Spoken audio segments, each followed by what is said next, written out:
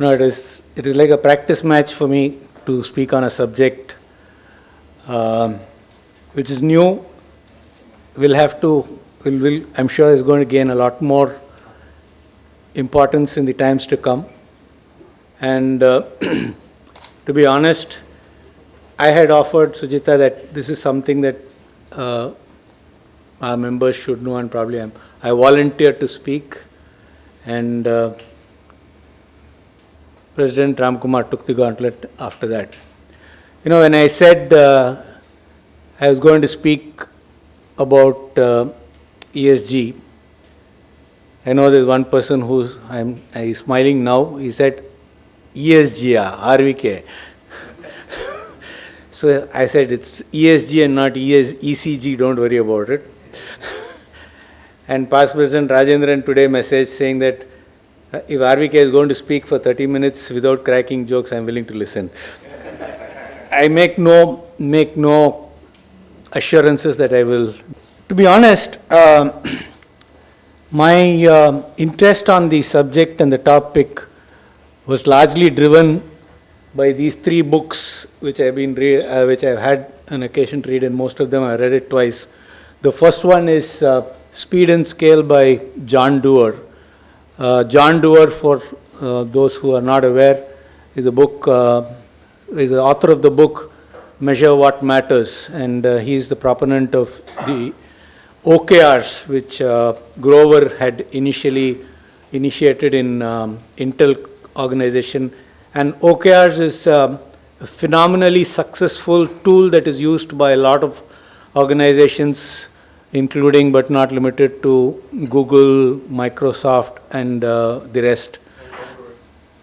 Congruent also.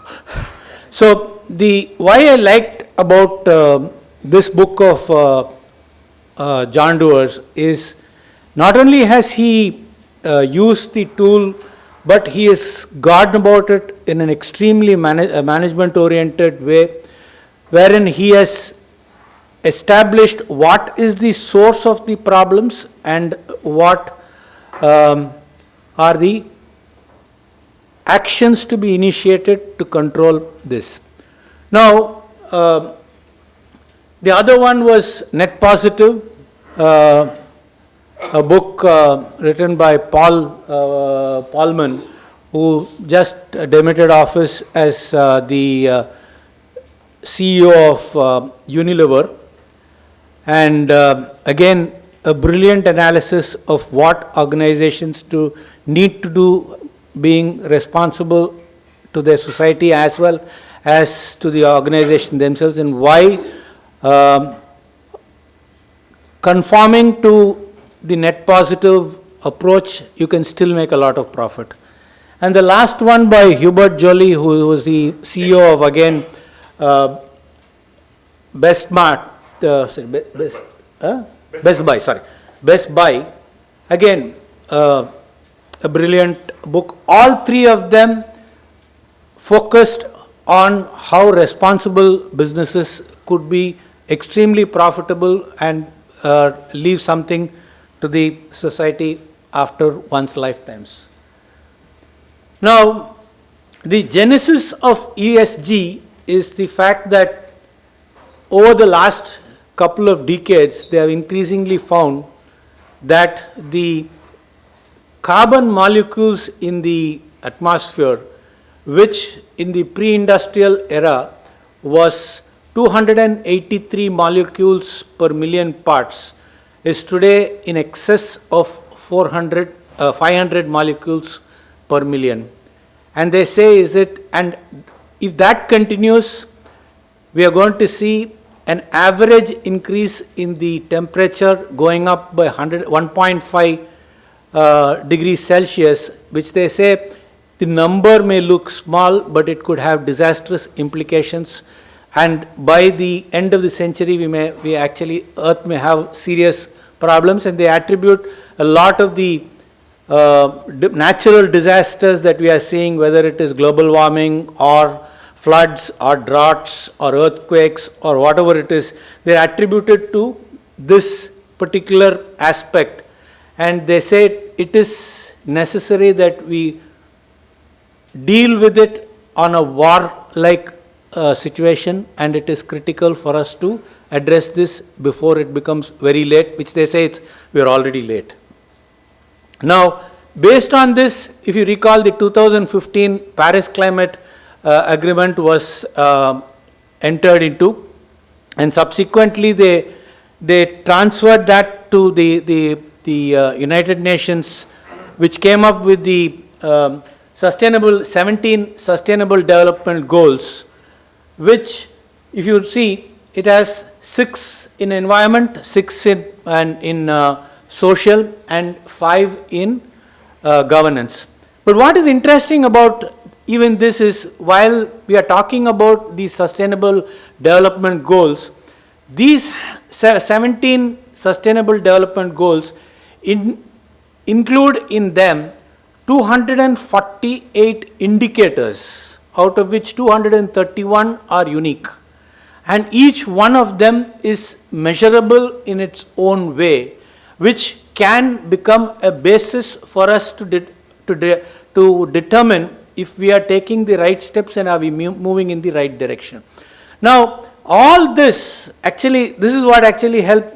I also got intrigued by it in that sense, because as probably as a finance person, each of these dealt with numbers, and we were easily establishable whether we were moving in the right direction or not.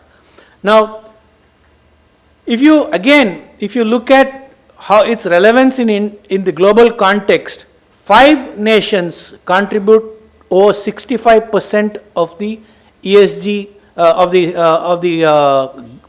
the carbon green gases that are emitted, and we cannot take a stand that India per capita is low, because India also contributes to over 7% of the global green gases. Now, that is something that we have to deal with it. China and US being the other major contributors to the process. Now, the CO2 emission, which is represented by the greenhouse gases, today we are dealing with 59 gigatons of greenhouse gases that needs to be controlled. That is the size of the problem, which comprises of 24 gigatons in energy, 12 in industry, 9 in agriculture, 8 in transportation, and 6 in nature. Now, you look at it from this perspective that we look at food as one of the core sustainable requirements for human beings or animals, but the quantum of food that is wasted is about 40% of the produce in India, and it's about 33% globally. Now, that is a number that we cannot afford to have. And like they keep repeatedly saying that the next war globally is expected to be on water. Now, these are issues that we have to address. They have very clearly said, okay, this is the source of the problem. Now, if this is the source of the problem, as I said, this book of John Doerr's very clearly says, how do you go about addressing it? It comes from the 59 tons can come as reduction of 6 gigatons through electricity and transportation, 21 tons in decarbonization of the grid, 7 gigatons from fixing the food, 7 from project and the protect nature, 8 from cleaning up industry primarily in steel and cement, and 10 is removing carbon through sequestration. Now, these are very clear ways, and if I don't want to get into the technicalities, and I would very strongly suggest that those who are inclined should read this book of John Doerr's, because he says for each of them you can have your objective and key results. You can specify when and how you can go about achieving each of this. And that is the brilliance of that book. I would very strongly recommend that actually it should form part of most schools and colleges. I don't want to get into technicalities, but this is the route that one has to take if you have to address this 60, and 1 gigaton is 1 billion tons. 1 gigaton is 1 billion tons. Now, imagine the size of the problem that we are dealing with. Now, basically, there was a question is how the small and medium industries may be liable for, how could they become impacted when ESG is begun to be enforced. To understand that, we have to understand that these emissions are divided into 3 broad categories, which is scope 1, scope 2 and scope 3. Scope 1 is basically all your own resources and controlled resources, that is within the factory establishment or the establishment that you are in management. Scope 2 emissions are basically all those purchased energy, purchased heat and cooling and purchased steam. Now, you come to scope 3, which is where most of us will get impacted, is it has 2 parts. One is upstream activities and downstream activities. Now, when you are dealing with large organizations which are liable to enforce ESG in their systems, they will start initially on scope 1 and scope 2, but over a period of time, what will happen is they will be forced to address the scope 3 emissions also. At which point of time, what will happen is they will start looking at their supply chain and they will start looking at addressing those issues. Now, any person who is part of the supply chain and who is part of the scope 3 emissions will also have to will have to start addressing this. Otherwise, they will cease to become vendors of large organizations. Now, this is a serious problem that the smaller organizations are going to face, because this is an issue that at some point of time, many of the large organizations will stop working with such of those companies that are part of their supply chain, which are having a very high level of emissions within there, which do not conform to the ESG standards. So, this is why we have to, I'll come back into the implications a little later on this, but the fact of the matter remains that we have to start, they very clearly said what are scope 1, what are scope 2 and scope 3, and start targeting each one of them. Now, the other component I discussed very briefly about the environment part of it, where then one wonders if the focus is on the global warming and environment, where do social and governance come into play? Now, that is where they felt that social and governance comes into play, because most of the activities are undertaken by the poor and the lower classes, and if they are not socially addressed, they will continue to utilize such of those activities or engage in such of activities or buy or use such of those goods, which will become the source of the greenhouse gases emission. And it becomes important that it is, in the long run, you have to address both the social and the governance. When they're talking of governance, they talk of both the government as well as the corporate organizations that form part of the complete value chain will also necessarily have to be part of the exercise. Otherwise, they say it is not possible for you to engage in it. Now, where are we talking of? We are all talking of a situation that they are saying that we have to become 50% of this 59 gigaton has to happen before 2030.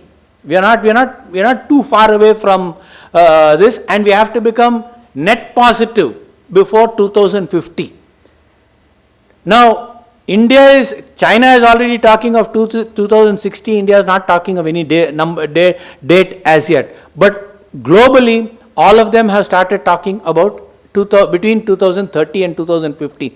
And that is why you will find that there is so much of emphasis on organizations taking a lot of steps which will ensure that the greenhouse gases emissions are brought under control. Now, some of the implications, I've broadly categorized this under 4 broad categories: the government, the customers, the regulatory, and the investment and funding. I'll deal with the government part of it quickly.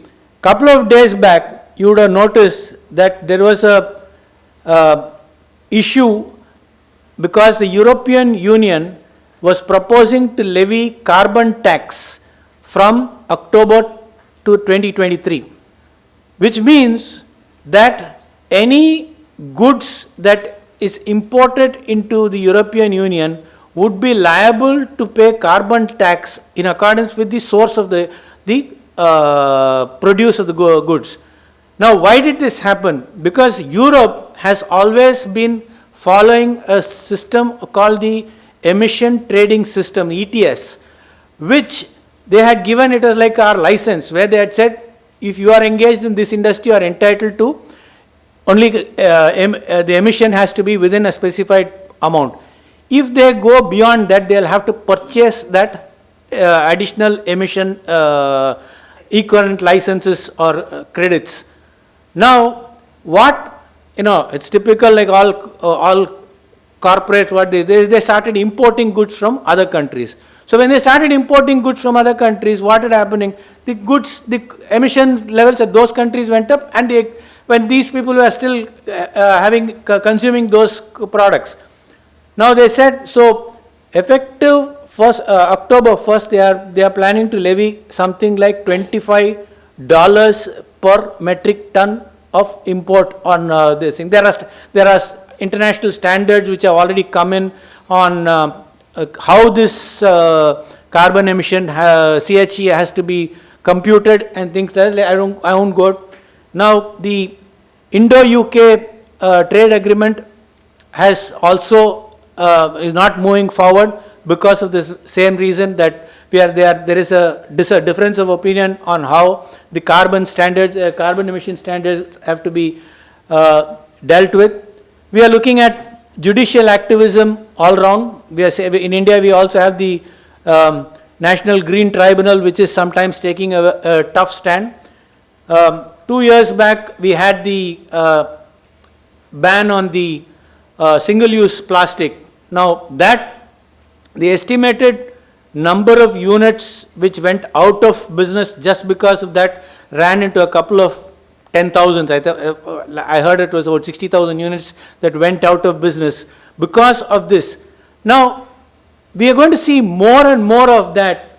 Now, B2B, as I said, as you deal with more and more organizations, which are going to be compliant, they will be levying this, they will be insisting that you deal with the ESG requirements. For instance, even large organizations internally like Microsoft or Google and things like that are levying on their divisions a tax of $15 per ton for any emission beyond the stipulated amount of carbon emissions. So it's not that it's going to be only governmental related thing.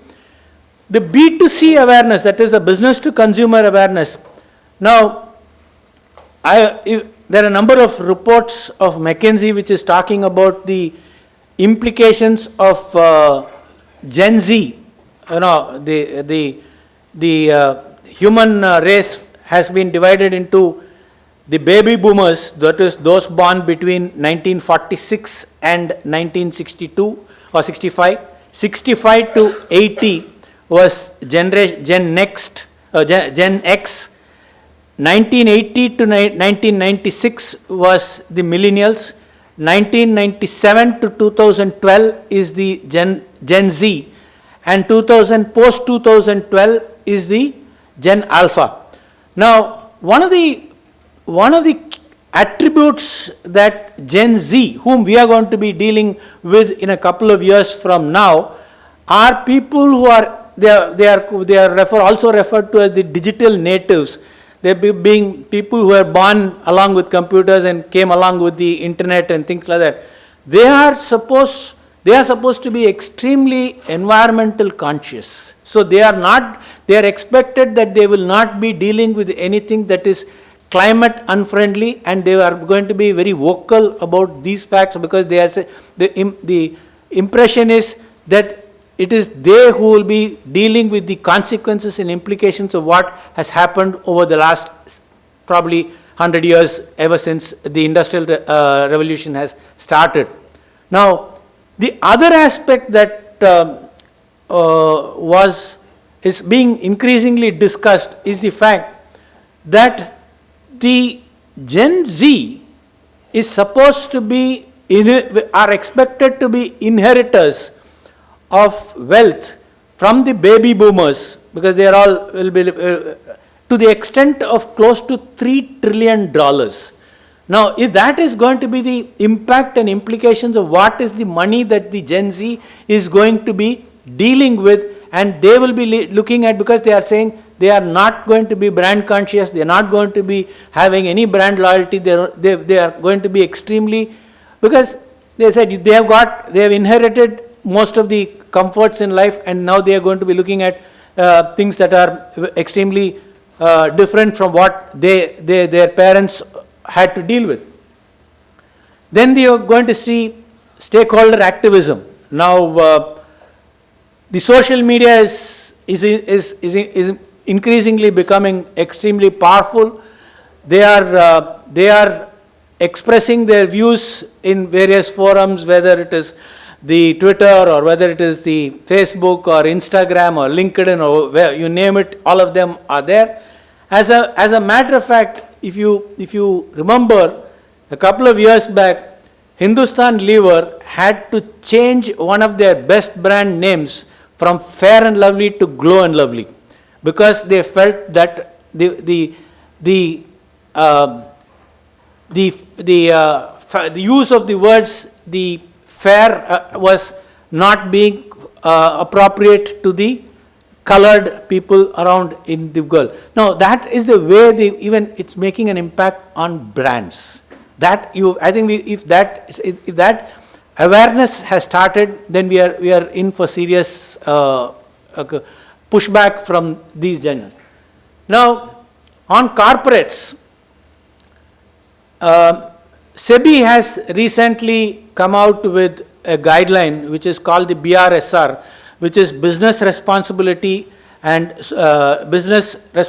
social sustainable reporting, where they have made it mandatory for the top 1,000 companies to report on close to 213 elements in their annual report. It's not this thing, it has to be in their annual report and in their website. Now, it is for these top 1,000 companies. It's a matter of time before they made mandatory for the others. Biomedical rules and so many other things. I'll give you one small implication from a taxation perspective. Now, IMF has recommended that Indian government also levies $25 or equivalent for every ton of carbon emitted by organizations. Now, if you use the 7% that India has, is India's share of the 59 gigatons, if you translate that, it works out to close to 8.5 lakh crores of rupees. Now, you see it, you'll have to view this number of 8.5 lakh crores of rupees against what is the total corporate tax collections in India, which is 8 lakh crores. 31st March 2023, the corporate tax collections in India was 8 lakh crores. And if the government decides to even levy a portion of this, obviously government is not going to be in a position to raise the tax rates. Then they're going to find alternate means to raise these type of taxes. So it's not whether it will be levied, it's a question of when it will be levied. So the corporates will have to start preparing themselves for the eventuality that you will be liable to pay the carbon tax at some point of time, and the fact that SEBI has mandated it for the companies to report is only for the government to start collecting data, because these top 1,000 companies will probably account for about 70 to 75% of the total corporate taxes, and it's a matter of time. Then they will know what is the total expected greenhouse gases, and they know what is the potential to tax, and nobody is going to complain. Now, organizations like Danone in France, which is the famous food chain, they are already much before they started reporting as what is their net sustainable revenue, because they have assumed if this tax comes, they have started reporting on what is their adjusted EPS for the basis of earnings per share, after making a provision for these taxes to be paid if and when it is levied. Now, these are the things that we have to start looking at. Now, RBI had last month in one of the meetings has already told banks that it is important and critical that they start using ESG as a methodology to evaluate their credit requirements of the lending that they do to corporates and others. Now, obviously, they have also started looking at it. You have the investors having one side. Investors are not investing if your organization is not sustainable. You have the loans that are going to come into it. Now, the green bonds, as they call it, is today about 500 to 650 to 700 billion dollars globally. And they say the requirement for green bonds over the next decade is expected to be in excess of $5 trillion. Now, again, there also they are saying that the inflection point will come when we pass 20%, which means if it crosses 1 trillion dollars of green bonds against the current 600 to 700 billion, it will start picking up a lot more momentum in the whole process. Now, as you know, the strange as it may sound, yesterday Reserve Bank of India has issued guidelines to the banks on what and how it can issue green deposits in India. I'm talking of India. They have issued guidelines on issue of green deposits and how these green deposits can be deployed and how it will be measured. So it's just happening. It's happening at a very fast pace. Before we know, it's more or less similar to what we thought about the digital issues. We thought it is not going to happen, and one pandemic sort of accelerated the whole digital adoption, and we know, and like they say, it's rest is history. Now, this is something, these are things that we cannot afford to ignore, and it's not like, again, I was reading in yesterday's paper, I'm not talking of these things, that companies today, while they are booking tickets, are checking with airlines and other things as to what is their greenhouse gases emission that is being, they are saying airline X was 136 kilos per flight, another is 143, so that is why, and my colleague was telling me that some of the big four companies have started asking their staff, whether it is for cost reduction or otherwise, I'm not going to debate, but they have asked them to start traveling by train. Now, the pushback has started. I think what we need to realize is that the pushback has started big time. That was insofar as the corporates, but I thought from Rotary, it may make sense for us to look at what Rotary or maybe RCME itself should be doing.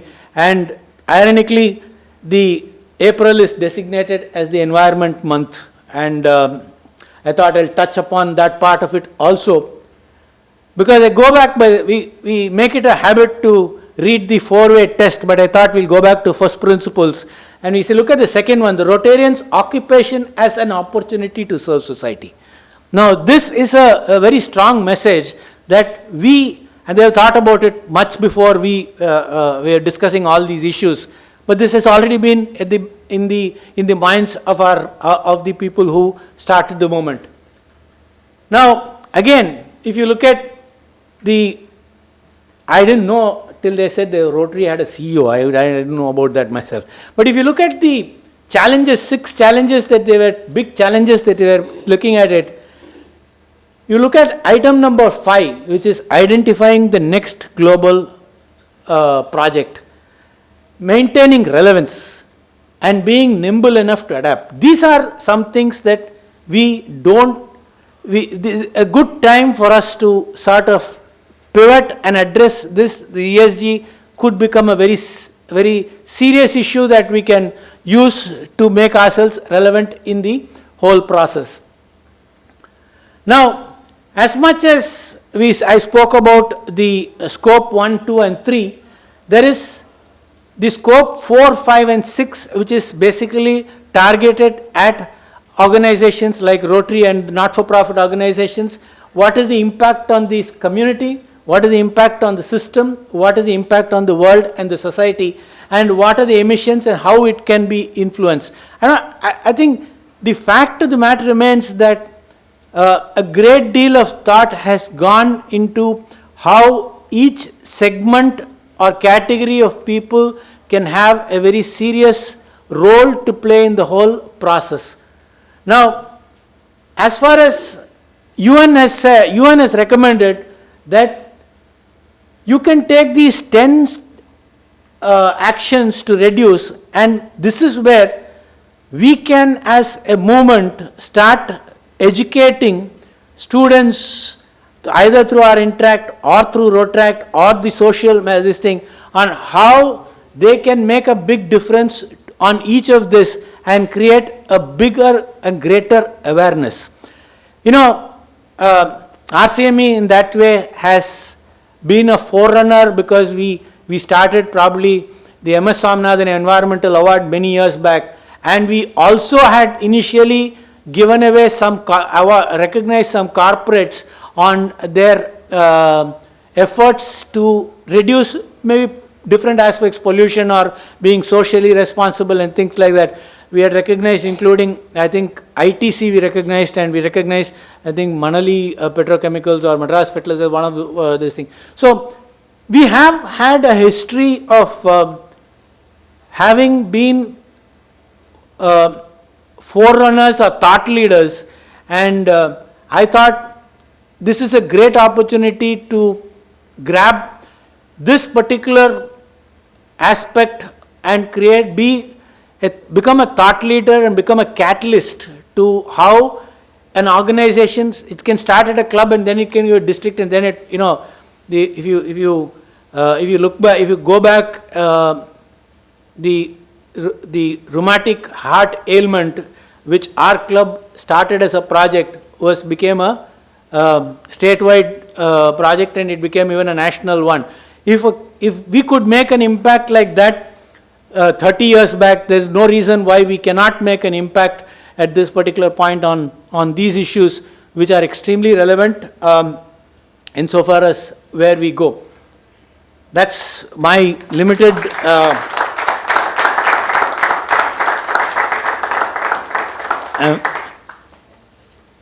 I'm willing to take a couple of questions, provided they don't test me.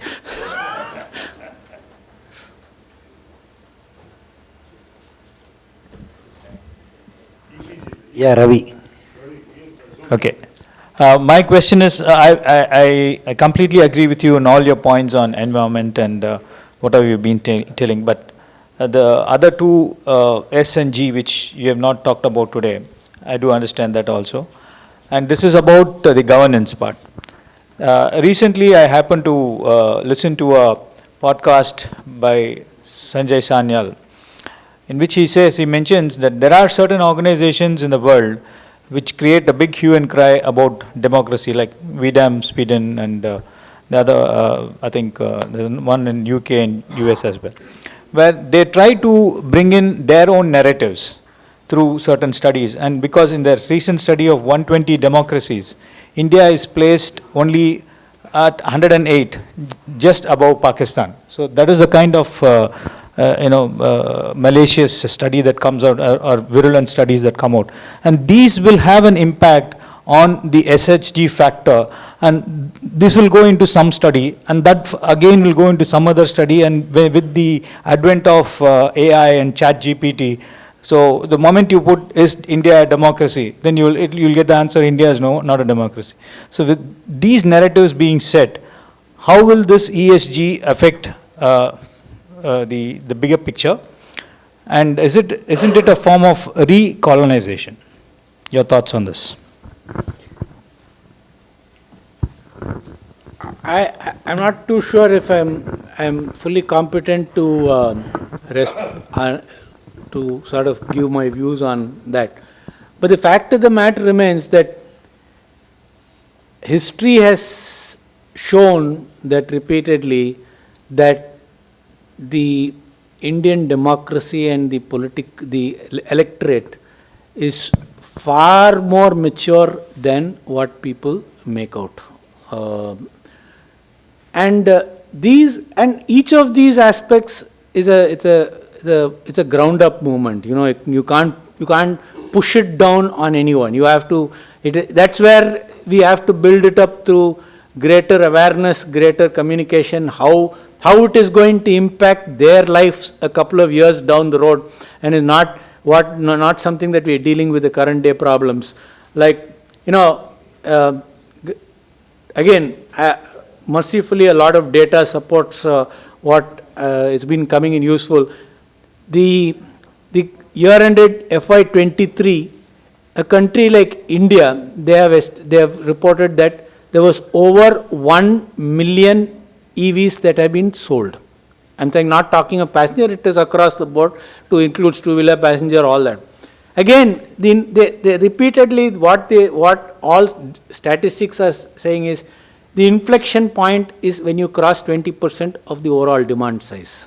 And that at that particular point of time, they say it will, you know, these are, I think statistically you can see that whether it is finance, you go to any stock market, they'll say, they talks about the supports and resistance. It's that resistance you have to break, and they say, then the movement gets into a different zone.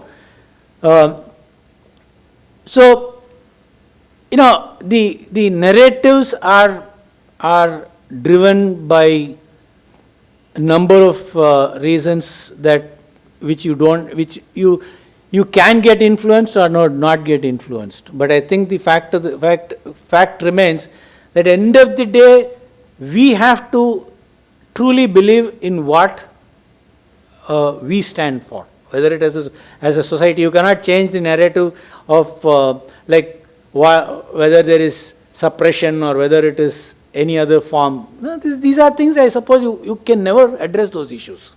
You have to start it at a small level and allow it to gain momentum and do it. And again, history in India has shown that we have had any number of movements which have become very successful. Now, if you go back to let's go back to a country like Italy, where one of the concerns is the quantum of water consumed in meat production and the extent to which methane gas is emitted when it is when you start using more and more cows. Now they wanted to get into plant-based meat. Now, couple of days back, the Italian government has said they are moving away from that and they don't want to go this thing. They have banned green meat. Now you're going to face these. You are going to face pushbacks, and you will have pushbacks. You will have some tailwinds coming from both sides that you'll have to deal with. But the fact remains that if we have to deal with of leaving a world for our next generations, that I think we'll have to be responsible and we'll have to start taking a couple of points. We have to start at the smallest levels, and you'll have to hope that it gathers momentum. Your point on environment is taken, but what I'm saying is that other aspect of governance, which is not very well defined. And, no, the governance there is. Which can be manipulated. No, no, they are talking about, there are, person like George Soros, he's got so much of money and he wants to invest, and he may be setting the narrative of what a country should be doing in case the money should flow into the country, and thereby drying up the investment cycle or trying to dictate the investment cycle itself. That's what I'm trying to say. A politically driven agenda which comes in the form of an investment. see, when it gains a lot more momentum, you see, why, like for instance, George Soros' claim to fame was because he single-handedly brought the British pound down. Now the market was very shallow, did not have depth. Even I'm talking of economy like UK, did not have this thing, and one individual's short position they could not withstand. Today it is totally different. Today I think the depth of the market is totally different. Where, like if you say, the global GDP is estimated to be about $80 trillion, and the derivatives market is expected to be about $700 trillion. Babu can correct me if my numbers are wrong. But that is the way in which today instruments are there, financial instruments or other instruments. I don't think individuals make a big difference anymore. It is the social movement in its entirety that is going to make an impact. That's my view. Good evening, RBK. My question is actually ESG is in a crossroads where it is working for the current generation versus future generation. And the second, industry-wise, the cost efficiency versus environmental efficiency. And if you see the lead role taken by Blackstone, and they invested last few years, heavy funding has happened. And if you take all that funding has gone into dogs today.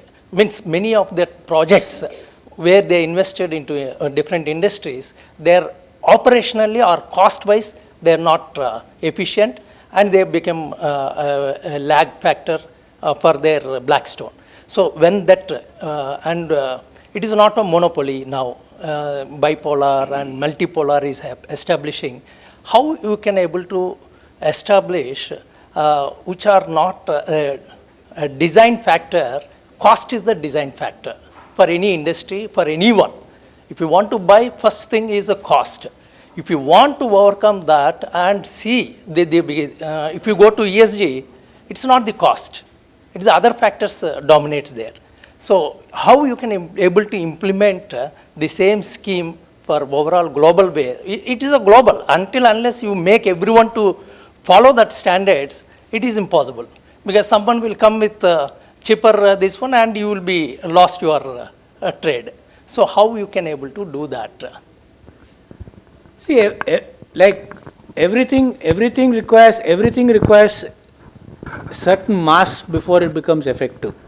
You know, India, they were saying that when India started its its foray into solar energy and set ourselves a target of 50 gigawatts in 2020, they had achieved it in 2017.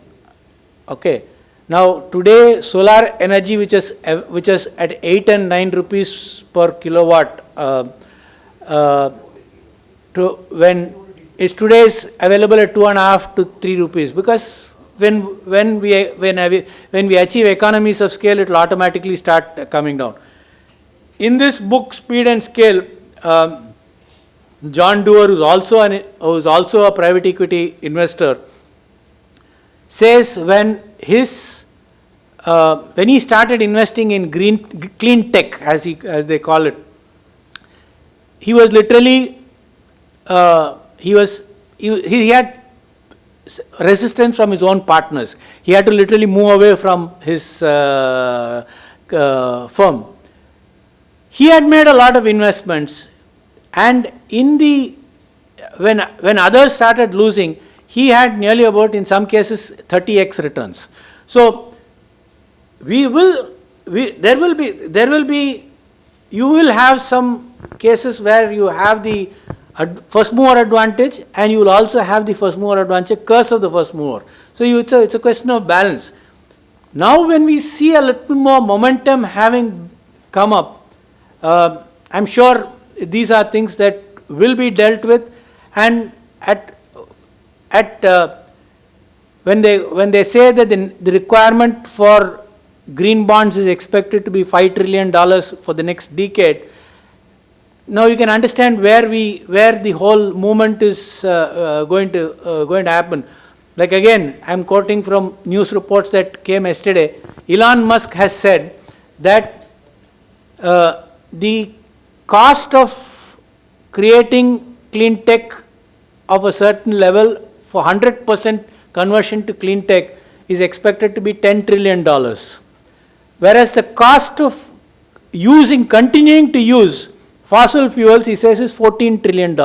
So he's saying that if you use fossil fuels, you're going to lose $4 trillion in the process. Now, I'm sure these have, Elon Musk is known to make a lot of statements which is outlandish, but nonetheless, even if you discount it for whatever, and assuming that $4 trillion saving did not exist, and you just ended up spending the amount, you're still better off than what it is. The other point I wanted to probably leave is because there is something called cost of quality that has been in vogue for many years, and I am a very strong proponent of that. The cost of quality is not how much you spend on quality, but how much you lose because you don't conform to quality. So it comprises of internal rejections, external rejections, inspection and testing, and preventive. Now, except other than preventive, all other three are wastages. Wastages is this thing. You want to take a guess how much is the cost of quality as a percentage of sales internationally? And you must look at it at that number. You have to look at it that we are very happy to get returns of 8 to 10% on your sales, and cost of quality in India is estimated to be anywhere between 25 to 30% of sales, and global is 16%. And we are very happy dealing with 8 to 10% of software industry. It's 40%. Because there are 6 developers and 4 testers. What we are talking is wastage. We are saying be responsible in your consumption. That is the focus area that we have to look at. We are producing a lot more than what we need to consume. So when you start looking at it from that perspective, being frugal in your Renault has a manufacturing plant in Europe, which is again another thing which is coming out of circular economies, that is reusing all condemned parts. That plant manufactures cars out of only recycled components, and that plant, if my memory serves me right, had a return on investment which is 35% higher than its normal plants. Only out of reused components. Now, so I quote Bill Crosby. He said, "Quality is free." If you force yourself into pursuing that, you don't have to spend anything. So I think we'll have to look at it. These numbers also is an opportunity for us to become more responsible in our consumption. That is all that probably they are trying to bring to the table. RBK, thanks for a wonderful session. This 59 gigatons that you are talking about is per year. What is the time period for that? 59 tons they have to eliminate. But I thought it was the consumption or what is being created from a CO2 perspective, right? There are 59 gigatons that you'll have to stall it now. That is growing. That is what they are saying. It's already gone to 500 molecules per million particles. Now they say they have to bring that down. It was 283 when they started the industrial revolution. They say you have to bring it down to 430. Now, if this 500 goes past, this 59 could also go past the roof, which means the global warming is going to become that much more faster, and you're chasing a shadow then. So we have, and this exact number of 59 gigatons, what does it represent? cumulative out in greenhouse gases emission that we are currently confronting. Confronting. So that is what is available in the atmosphere. Okay, thanks for that. Now, can you go to the presentation, because you had mentioned about electricity being 29 gigatons that you can actually wipe out on The 21. coal and other related this thing. Core and other related. Okay, so what percentage of the other slide that you have mentioned, you are saying that move to EV vehicles, right? Is there any calculation related to cost of electricity and the conversion that is going to EV, where you are recommending everybody to go to EV? 10 things, no, go on. Next. Yeah, next one you can actually go next one, because that is the, count down to next 0. 21 is actually, no, previous. Yeah, so. So, how are we actually, this seems to be contraindicative to me. I'm still not able to grapple with the fact that. The point that you're making about everybody is pushing EV, adaptation to EV, but where is the electricity going to come from is the question that everyone is raising. Whether, how are you going to produce this electricity that is required to drive all these vehicles? Now, that's where they are talking of And what will be the impact of producing that electricity on this entire gamut of 59 gigatons that we are talking about? Because it's already at about 21 GT. No, simultaneously they are saying you reduce your reliance on coal and other fossil fuel this thing, and move towards solar and other related things which can create, which are capable of it. Like they say the amount of solar energy that we can create is enormous. And so we'll move to the environment part of it. Your solar energy creation has a huge impact on environment. Absolutely. Anything which is called clean tech, green tech right now has had an impact on the environment per se. So that again is going to contribute back to your thing. This seems to be something where we've still not got clarity related to what is it that is really going to help us get down to this 59. Because there is one clean tech which is still not clean, because it is having an impact on environment. Your 3 pillars that are there, one is compensating for the other. Electricity is still, by 2030, we'll still have only 30% of the entire thing, even whatever production of electricity, being done through, within inverted commas, clean tech. 70% is still going to come out of fossil fuels. We are moving to a scenario where this seems to be a circle that we are weaving a web around ourselves, which we will hang around with. To an extent, yes. That is why you have to start moving towards that. I didn't want to get into too much details on on this thing. I would very strongly recommend that you buy this book, Speed and Scale. Each of these 21 gigatons that of electricity, he says how to reduce it. He's given 6 OKRs for that, and said 1, 2, 3, and that's brilliant. And actually, that is what I could have presented that OKRs and said this should be the approach, but I thought it will get too technical on that issue. And I'll read the book. Thank you. One last question. United Nations, the Millennium Development Goals, to the corporates came through UN Global Compact. I was a committee member of UNGC at that time, long ago. To convey all these ESG rules and Millennium Development Goals, we brought in 2. One was ethical funding. That was the beginning, through the state, to the Standard Chartered Bank, brought that ethical funding, which was spread across all banks. How will you fund somebody ethically? How these companies will operate ethically so that they are funded by you? Likewise, we brought ethical tea partnership. Likewise, the palm oil industry in Malaysia came with ethical growing of palm, etc. Is there anything in this modern technology in this country, which is high carbon, high environment pollution? Is there anything like that is happening in India at this time? As a industry, because I am retired, I am not anymore in this business. Is there anything which is happening collectively among corporates who are the producer of large emission of these kind of gases? No, see, it's happening It's happening in very small, small pockets, or it started happening.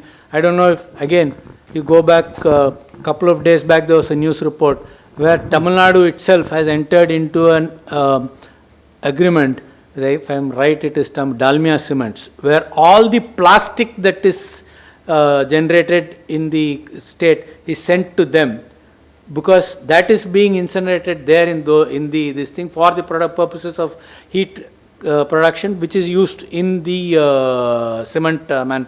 So it's starting in a small way, but I would see, earlier when we were talking about this ethical funding and all that, this thing, it did not have a sustainable revenue model. It did not have a sustainable revenue model. But now they have come back and said, they going to start levying taxes on it. That is going to make the difference to the whole process. I did a back of the envelope calculation on the carbon tax, if this thing, which is higher than your corporate tax collections. So you know where the taxes are going to come from in 7 years in India itself. Thank you. Thank you, RVK.